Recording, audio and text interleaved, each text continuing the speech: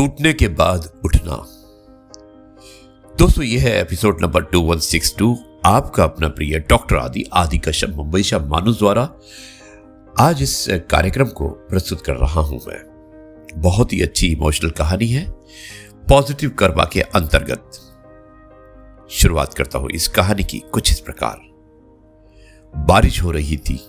मुंबई की सड़कों पर हर कोई भीग रहा था, लेकिन अमन वो एक बंद दुकान के सामने खड़ा था और हाथ में एक कागज था। We regret to inform you. यह उसका 27वां रिजेक्शन था। अमन ने धीरे से उस कागज को मोड़ा और खुद से कहा, बस अब नहीं। वो थक चुका था। घर की जिम्मेदारियां, पिता की बीमारी और खुद का टूटा हुआ आत्मविश्वास। उसने आसमान की तरफ देखा। बारिश की बूंदें चेहरे पर गिर रही थी, जैसे हर बूंद पूछ रही हो, अब क्या करेगा।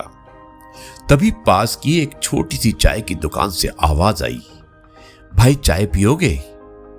अमन ने देखा एक बुजुर्ग आदमी मुस्कुरा रहे थे। अमन ने मना किया, लेकिन वो आदमी फिर बोले, फ्री है, लेकिन एक शर्त पर।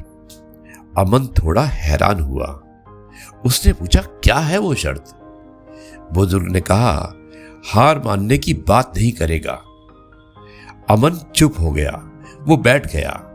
चाय हाथ में थी और दिल में एक अजीब सी शांति। बुजुर्ग बोले, मैं भी कभी तेरी तरह खड़ा था, सब कुछ खोकर। अमन ने पूछा, फिर? उन्होंने मुस्कुराते हुए कहा कि फिर मैंने फैसला किया, टूटूंगा लेकिन रुकूंगा नहीं। अमन की आंखें भर आई। उस रात उसने पहली बार हार को स्वीकार किया, लेकिन हार मानने से इनकार किया। अगले दिन उसने फिर से शुरुआत की।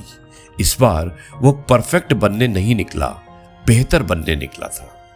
छोटे काम किए, नई स्किल सीखी, लोगों से बात की। धीरे धीरे चीजें बदलने लगी।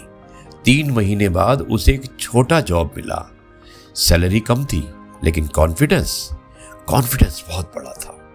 6 महीने बाद उसी कंपनी में प्रमोशन मिला और 1 साल बाद वो उसी सड़क से गुजरा जहां वो टूटा था। लेकिन इस बार रुका नहीं, बस मुस्कुराया और आगे बढ़ गया। दोस्तों, जिंदगी में टूटना बुरा नहीं, रुक जाना बुरा है। जो इंसान टूटकर भी उठता है, वही सच में आगे बढ़ता है।